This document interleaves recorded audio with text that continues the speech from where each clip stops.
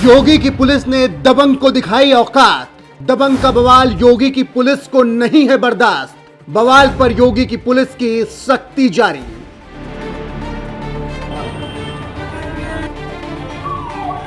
योगी की पुलिस ने वैसे तो कई बार साबित किया है कि यहां गुंडा राज नहीं बल्कि कानून का राज चलता है। इसी छवि के साथ कई दबंगों को रास्ते पर भी लाया गया। तभी तो दबंग कई बार गले में तख्ती लेकर पुलिस के द्वार पर दिखाई दिए। बड़े बड़े माफियाओं की तो योगी राज में कैसे कमर तोड़ी गई, वो मुख्तार अंसारी और अतीक अहमद जैसे माफियाओं को देखकर आपको अंदाजा लग ही गया होगा। अब भी प्रदेश के कई गुंडे और कई माफियाओं की लिस्ट योगी पुलिस के पास है, जिनसे निपटना भी बाकी है। ऐसे हालात में भी अगर कोई दबंग सीनाजोरी दिखाने की कोशिश करे तो बताइए उसका क्या इलाज किया जाएगा। अब देखिए ना, कानपुर के चकेरी से ही एक चौंकाने वाला मामला सामने आ गया, जहां एक पोस्ट ऑफिस के पोस्टमास्टर ने दबंग का फोन नहीं उठाया तो उसने तो कर्मचारी पर सीधा बंदूक ही तान दी। दरअसल सनिगमा पोस्ट ऑफिस में Vishal Kumar Gupta assistant branch postmaster के पद पर तैनात हैं। विशाल मूल रूप से बलिया के रहने वाले हैं। विशाल ने पूरे मामले को विस्तार से बताया। कहते हैं, शनिवार के दिन मैं अपना काम कर रहा था, तभी मेरे पास आशुतोष पाठक का फोन आया। मैं काम में फंसा था इसलिए फोन नहीं उठा पाया। सिर्फ इतनी सी बात थी और फिर सुनिए गुंडई दिखाने पर उतारू आशुतोष ने क्या किया। पुलिस के मुताबिक आशुतोष, जो कि सनगवा इलाके का रहने वाला है, जब पोस्टमास्टर ने फोन नहीं उठाया तो भड़क गया और सीधे पोस्ट ऑफिस पहुंच गया और विशाल के साथ कहासुनी करने लगा। थोड़ी देर में बात मारपीट तक पहुंच गई और दोनों के बीच में गुत्थम गुत्थी होने लगी। आशुतोष को इतने से भी संतोष नहीं हुआ तो उसने बंदूक निकाल ली और पोस्टमास्टर विशाल गुप्ता को बंदूक लेकर दौड़ा लिया। पोस्टमास्टर ने किसी तरह से अपनी जान बचाई। इस दौरान आशुतोष धमकी देता रहा कि वो विशाल को मार देगा। हालांकि पुलिस ने समय रहते दबंग आशुतोष को काबू में लिया, जब विशाल ने मामले की पूरी सीसीटीवी फुटेज लाकर पुलिस को सौंप दी और साथ ही वीडियो सोशल मीडिया पर भी पोस्ट कर दिया। हालांकि अब आरोपी आशुतोष पुलिस के कब्जे में है और डीएम को रिपोर्ट भेजकर आरोपी के सशस्त्र लाइसेंस को रद्द करने की कार्रवाई को अंजाम दिया जा रहा है। मामले को लेकर पुलिस कमिश्नरेट कानपुर नगर ने ट्वीट भी किया और लिखा, पुलिस कमिश्नरेट कानपुर नगर के थाना चकेरी क्षेत्र में बवाल करने वाले व्यक्ति को पुलिस ने त्वरित कार्रवाई करते हुए अभियोग पंजीकृत कर अभियुक्त को गिरफ्तार किया। वीडियो में आप देख सकते हैं, लिखा है, करोगे बवाल तो यही होगा हाल, नियमों को मानिए, सभ्य नागरिक बनिए। क्या नाम तुम्हारा? आशुतोष पाठक। पिता का नाम? सरजू सिंह देव प्रसाद। कहाँ रहते हो? बाबर में।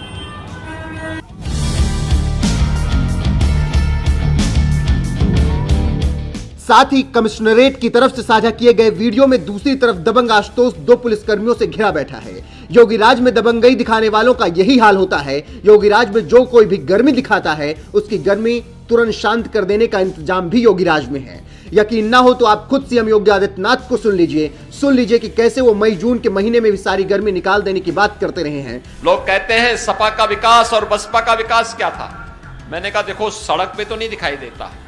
ये जो एलिवेटेड रोड बन रही है ना, ये जनरल साहब के सांसद बनने के बाद बनी है।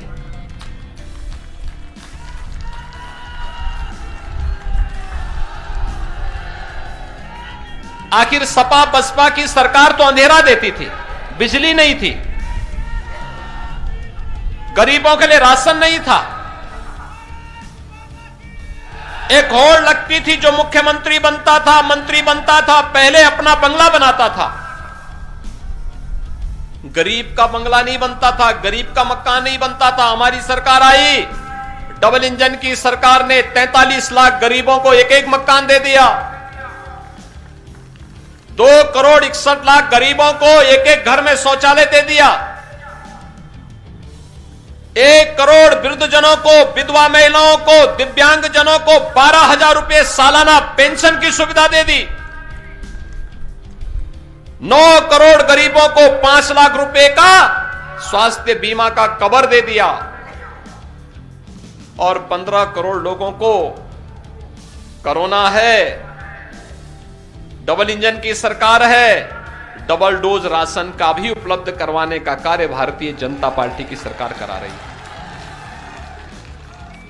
ये पैसा पहले कहां जाता था? ये पैसा पहले कहां जाता था? विकास का ये पैसा कहां जाता था? विकास उनका एजेंडे में है ही नहीं। उनका विकास तो विकास का ये पैसा लूट लूट करके और उसको फिर वे जमा करते थे इत्र वाले मित्र के यहां। जब जेसीबी चली थी तो आपने देखा होगा कैसे नोट की गड्डियां और पहाड़ निकल रहे हैं। मां लक्ष्मी भी कोसती होगी इन लोगों को कि कहां मेरा काम लोक कल्याण का था, मुझे आरसीसी की दीवारों में कैद करके रख दिया। लेकिन जब जेसीबी चली तो मां लक्ष्मी भी बहुत प्रफुल्लित होकर के आगे बढ़ी कि अब कल्याण का मार्ग प्रशस्त होगा।